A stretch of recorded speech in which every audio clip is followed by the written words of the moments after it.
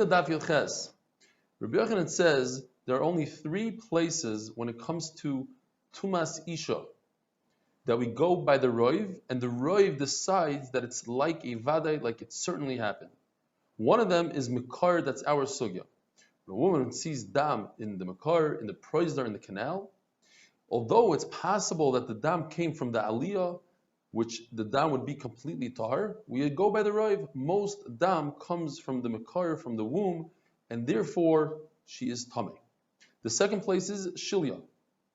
If we find an afterbirth inside a house, if it was a human being, the whole house becomes Tameh from oil.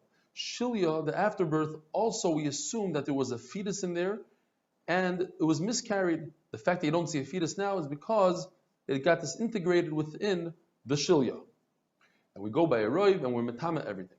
The third halach is Chaticha. If a woman miscarries a piece of basar, meat, that looks like a hand, that has the whole shape of a hand, we assume, we go by the Roiv, that most hands are attached to a full fetus, and not that she just was pregnant with a hand or something that resembled a hand. Based on that, we give her the chumrah of a yoledes. That is, we say that she is tamei to the extreme. If you give birth to a zachar, you're only tamei for 7 days, to a nekeva for 14 days. We say she's tamei for 14 days. Yet, if she gave birth to a nekeva, she would have a total of 66 days of tahara, and now she only and tar until day 80, and now she's only tar for 26 days until day 40, which is a chumrah on both sides. We say perhaps she gave birth to a boy and she gets less days of tahara, and perhaps she gave birth to a girl and she gets more days of tumah. And that's because we go by the Roiv. The famous sugya, this entire daf is all about Roiv. The famous sugya of Roiv is Teisha Chanuyos. If there are 9 stores that sell kosher meat and 1 sells treif, depends. If you walk into the store to purchase the meat, then the stores are kavua, they are stationary, and called kavua kemechza mechzadami. Then they have halacha of 50-50. And we say that you bought treif meat. However, if you find a piece of meat outside of the stores, on the sidewalk, then we say that we go by the Roiv. And most of the stores are kosher, therefore the meat that you picked up is kosher. Rabbi Yochanan didn't bring it because we're talking about Tumah, we're not talking about Isser. There's another case, 9 Sfardeim, 9 frogs that are not shuratzim, and there's one that looks like a sheretz, a toad. And he's not sure which one he touched. They are also considered stationary, and therefore if it happened in Rosh Hashanah, Safek Tumah in Rosh Hashanah is Tameh. If it happened in Rosh Hashanah, Safek Tumah Rosh Hashanah is Tar. However, if it was removed from the group, and you touched the frog or the toad, now you go by the Roiv. The Roiv are not Tameh frogs, and therefore you are not Tameh. We're not talking about Tum in general. Rabbi Yochanan was talking about Tumas Isha, and therefore he didn't bring that case. There are Amoraim that discuss a case which Rabbi Yochanan is not bringing either, because Rabbi Yochanan is only talking about Mishnayos and Braisos. But the Amoraim discuss a case where a woman walked through a river and she miscarried. And she doesn't know what she miscarried, whether it was a full-fledged fetus or not. So she brings a korban chatas and oila, and the chatas is eaten. Now the only way you could eat a korban chatas, a bird chatas, is if it's 100% the chatas and it was brought for a birth.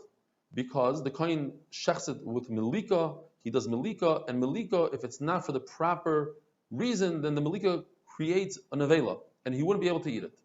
From the fact that the kohen eats it, we see that we go by the Roiv. But that's only Amoraim.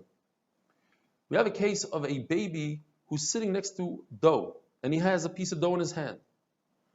Says Rashi, it's obvious that he touched the dough. It's a vade that he touched the dough. The question is on him, on the baby himself, if he's tamei or not.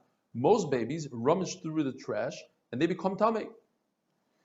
So according to Chachamim, or we'll start with Rameir. According to Rameir, the dough is tahar. Why? Because we have a 2 against 1. We have the minority of babies don't touch dough, don't touch garbage. So that's one thing. And we have a chazaka that the dough is tar. So it's 2 against the 1 roiv that most babies are tamei. Chachamim say it's 1 against 1.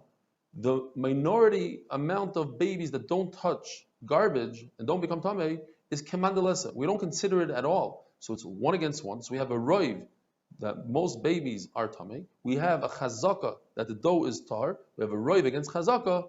Roiv wins. And Rabbi Yochanan says it's not strong enough to create a situation where we burn truma.